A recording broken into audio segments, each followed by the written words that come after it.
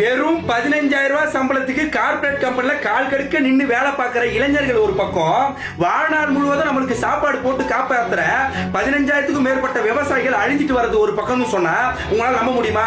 நம்பிதான் ஆகணும். ஒசூர் பகுதியில் கிழவரப்பள்ளி அப்படின்ற இடத்துல லொகேட் ஆயிருக்கிற டேமோட இஷ்யூ பத்தி தான் நம்ம பேச போறோம். இந்த டேம்ல ஓடுறது தண்ணி கிடையாது, வெறும் விஷம், கூலண்ட், கட்டிங் ஆயில் அப்படின்னு பல ரசாயன பொருட்கள் கலந்து ஒரு கோமா மாதிரி ஓடிக்கிட்டு இருக்கு. இந்த டேமை நம்பி பல விவசாயிகள், பல மீனவர்களோட வாழ்வாதாரம் இருக்குன்னு சொன்னா உங்களால நம்ப முடியுமா? நம்பிதான் ஆகணும். இது ஏன் இந்த அளவுக்கு ரொம்ப கன்றாவியான நிலைமையில இருக்குன்னா, அதாவது கார்ப்பரேட் கம்பெனினால மட்டும்தான். ஏன்னா கர்நாடகாவில் நந்தியில் ஆரம்பிச்சு கடலூர் வரைக்கும் இந்த டேம் இந்த தண்ணி கலக்குது, கரெக்டா இல்லையா? அதுக்கு இடைப்பட்ட கேப்ல இருக்கிற ஒசூர் விவசாயிகள், கிருஷ்ணகிரி விவசாயிகள், சேலம் விவசாயிகள் அப்படின்னு பல விவசாயிகள் பாதிக்கப்படுறாங்க. இதனால இந்த விவசாயிகள் எவ்வளவுமே அழிஞ்சிட்டு வராங்க. ஏன்னா இந்த டேம்னால, ஏன்னா இது தண்ணி கிடையாது, இது வெறும் கூலண்ட், கட்டிங் ஆயில் இப்படி கலந்த ஒரு விஷம். ஓகேங்களா? இந்த விஷத்தை எப்படி நீங்க ஒரு பயிருக்கு பாய்ச்சல் பண்ண முடியும்? பண்ண முடியாது.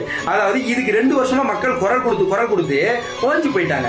இதை மாண்புமிகு முதலமைச்சர் அவர்கள், விஜய் அவர்கள், தளபதி அவர்கள் இதை மறுபரிசீலனை பண்ணி இதை எப்படியாவது ஒரு தீர்வுக்கு கொண்டு வரணும். ஏன்னா இதை கத்தி பார்த்து மக்கள் இதுக்கு ஒரு தீர்வு கிடைக்காதான் தலையில அடிச்சுன்னு போனதான் மிச்சம். ஏன்னா பல கார்பரேட் கம்பெனில இருந்து வெளியேற கழிவுகள் மட்டும் தான் தண்ணியில ஓடிக்கிட்டு இருக்கு. நந்தி ஹில்ஸ்ல ஆரம்பிச்சு கடலூர் கடல் வரைக்கும் கலக்கிற இடைப்பட்ட கேப்ல இருக்கிற விவசாயிகள் எல்லாருமே இதனால பாதிக்கப்படுறாங்க. தயவு செஞ்சு ஒசூர், ஏன்னா இது நம்ம ஒசூர் நம்மள வாழ வச்ச மண்ணு, கரெக்டா இல்லைங்களா? அதுக்காக அவங்க அந்த விவசாயிகளுக்காக நம்ம குரல் கொடுக்கிறது தப்பே இல்லை. இந்த வீடியோவை முடிஞ்ச வரைக்கும் ஷேர் பண்ணுங்க. இதை மறுபரிசீலனை பண்ணி இந்த டேமை தூய்மையாக்கி விவசாயிகளுக்கு நலனாடினோன்றதை நம்ம வேண்டி கேட்டுக்கொள்கிறோம். அதாவது முதலமைச்சர் கிட்ட இதை மன்றாடி கேட்டுக்கொள்கிறோம் என்றதான் உண்மை.